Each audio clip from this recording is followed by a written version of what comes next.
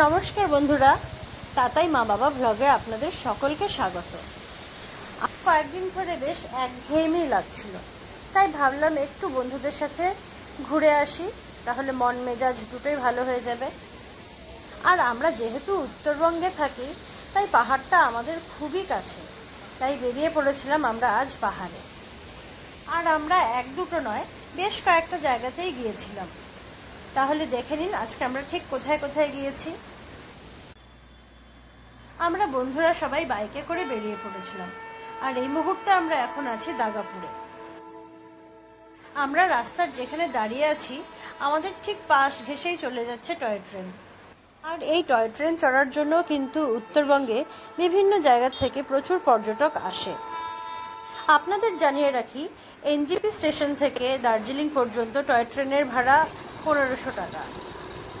তবে শুধু এনজিপি থেকেই নয়, রংটং, তিনধারিয়া বা দার্জিলিং পর্যন্ত যতগুলো রেলওয়ে স্টেশন পড়ে পাহাড়িয়া, প্রত্যেকটা থেকেই আপনি যেখান থেকে উঠুন না কেন, সেই ভাড়া কিন্তু 1500ই হবে।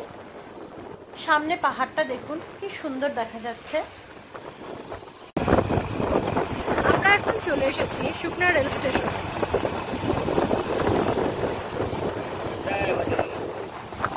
আর স্টেশনের ঠিক উল্টো দিকে আছে বজরংবলীর একটা সুবিশাল মূর্তি। দুদিকে ঘন জঙ্গল, আর আমরা এখন চলে যাচ্ছি রংটংয়ের। চলে এসেছি আমরা রংটংয়ে। এখানেই আমরা কিছু সময় একটু কাটাবো, একটু ফটো তুলে নেব।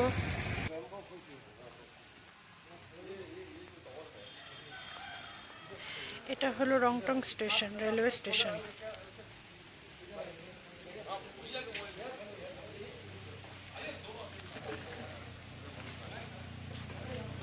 রংটংয়ে কিছু সময় কাটিয়ে আমরা আরেকটু দূর এগিয়ে এসেছি, আর এখান থেকে দেখা যাচ্ছে আমাদের শিলিগুড়ি শহরটা। এখন আমরা চলে আসলাম হর্নবিল পার্কে। চলে যাচ্ছি প্রথমে টিকিট কাউন্টারে। এখানে টিকিটের রেট 50 টাকা পার হেড। আর 6 বছর পর্যন্ত বাচ্চাদের টিকিটের কোনো মূল্য লাগবে না। আমরা সবার প্রথমে চলে যাচ্ছি মিনি স্কাই ওয়াক। উপরে মনে খালি পায়। জুতো খুলে টিকিট দেখিয়ে এবার উপরে উঠে যাচ্ছে।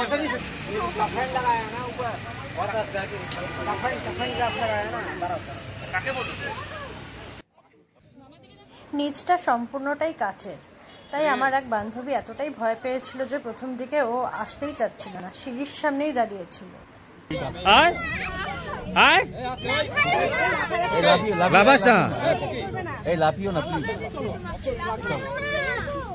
কাঁপছে দেখি, একটু ভয় পাচ্ছ?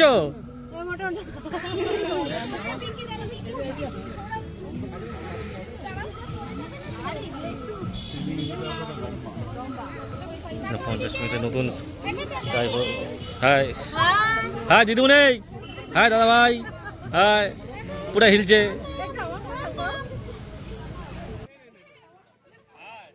এখানে ওঠার পরে আমাদের সাথে যে বাচ্চাগুলো ছিল ওরা কিন্তু বেশ ভয়ই পাচ্ছিল, কারণ নিচটা কিন্তু বেশ কাঁপছিল। যদিও কাউন্টার থেকে বলে দিয়েছে যে একসাথে 5 জনের বেশি লোককে স্কাইওয়াকে উঠতে দেওয়া যাবে না, কিন্তু দেখলাম যে অনেককেই তো একসাথে উঠতে দেওয়া হলো, আর সেটা একদমই উচিত না। যাই হোক, এবার আমরা স্কাইওয়াক থেকে নেমে চলে গেলাম তারই উল্টো দিকে রয়েছে একটা বাচ্চাদের পার্ক, সেখানে। স্কাইওয়াক থেকে নেমে এখন আমরা পার্কের ভিতরে ঢুকে গেছি। এই পার্কে এসে আমাদের বড়দেরই খুব ভালো লাগছে, কাজেই আপনারা বুঝতেই পারছেন যে বাচ্চারাও এখানে কিন্তু ভীষণ এনজয় করবে। এই বৃষ্টি পড়ছে, বৃষ্টি পড়ছে গুড়ি গুড়ি। ও দাদা, বডি দেখাচ্ছে।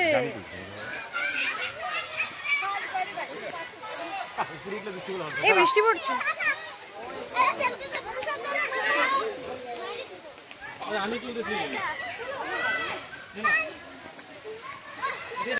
রংটংয়ের এই হর্নবিল পার্কে এসে আমরা ভীষণ মজা করেছি, আর এখন আমরা পার্ক থেকে বেরিয়ে সোজা চলে যাচ্ছি তিনধারিয়াতে।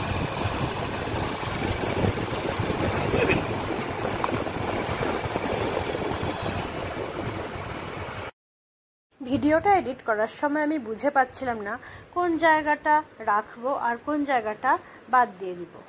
আসলে এত সুন্দর ভিউ, এটা যদি সম্পূর্ণটা আপনাদেরকে না দেখাতে পারি তবে আমার মনে হয় আপনাদের সাথে একটু নাইনসাফি করা হয়ে যাবে। যদিও ভিডিওটা এই কারণে অনেকটাই বড় হয়ে যাচ্ছে, কিন্তু তাও আমার মনে হলো আমরা যে সৌন্দর্যটা নিজের চোখে দেখেছি সেটা আপনাদের সাথেও শেয়ার করে নিই। প্রকৃতি কত সুন্দর, পাহাড়ে না আসলে বোঝা যায়। আমরা তিনধারিয়াতে পৌঁছে গেছি আর এই মুহূর্তে দাঁড়িয়ে আছি তিনধারিয়া ভিউ পয়েন্টে। হাই, আমরা চলে এসেছি তিনধারিয়া ভিউ পয়েন্টে।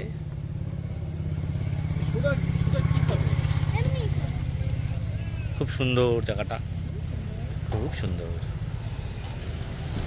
চলে এসেছি এখন তিনধারিয়া রেল স্টেশনে।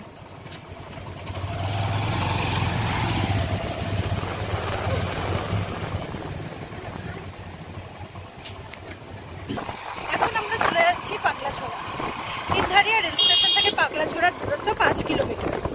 সামনের পাহাড়টা দেখুন মেঘে একদম ঢেকে গিয়েছে, আর দূর থেকে দেখা যাচ্ছে পাগলাছড়ার ঝর্ণা, পাগলাছড়া, যেখানে আমরা এখন চলে যাব।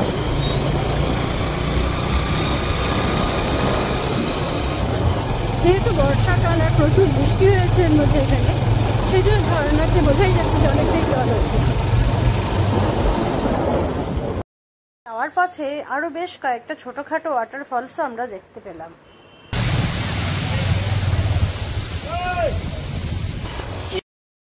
এবার আমরা চলে এসেছি পাগলাঝোড়া ওয়াটারফলসে। কি অসাধারণ ভিউ, দেখতেই পাচ্ছেন আপনারা, একেবারে চোখ জুড়িয়ে যাওয়ার মতো। আমি এখন যেই জায়গাটাতে আছি দুদিকের ভিউই অসাধারণ। এই দেখুন আমার বাঁদিকের ভিউ আর আমার ডান দিকের ভিউটা দেখে নিন। রোদ আর কুয়াশার একটা সুন্দর খেলা।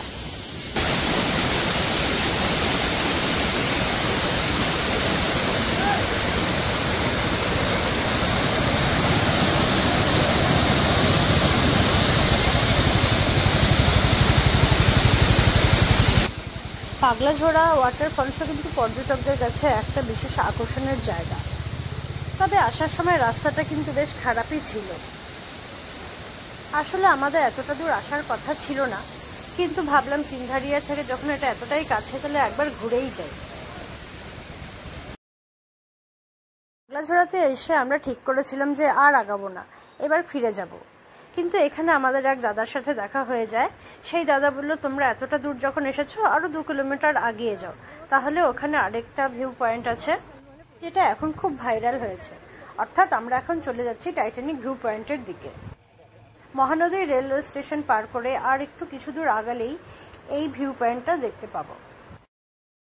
আর এই জায়গাটাই হলো টাইটানিক ভিউ পয়েন্ট।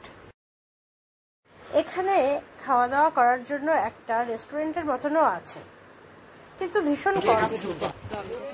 খাবার অর্ডার করে আমরা মেয়েরা নিচে নেমে যাচ্ছি। তারপর খাবার রেডি হলে ছেলেরা খাবার নিয়ে নিচে নেমে আসবে।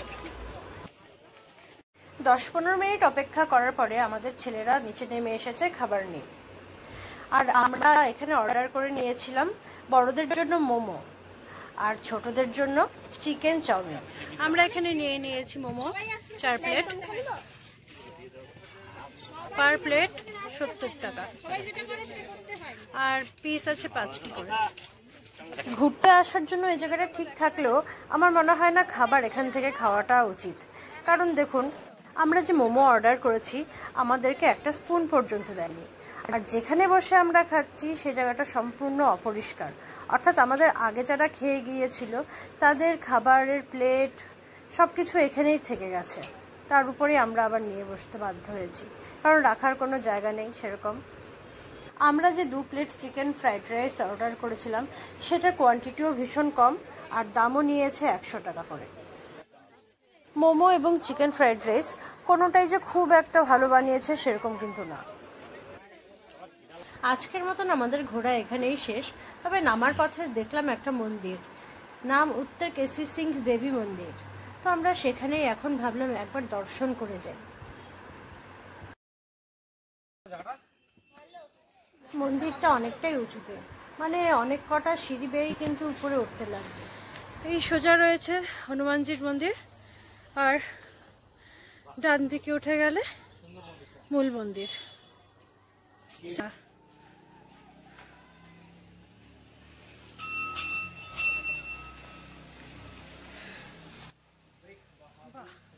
আজ সারাদিন অনেক ঘোরাফেরা করেছি, এখন একদম চলে যাব বাড়িতে।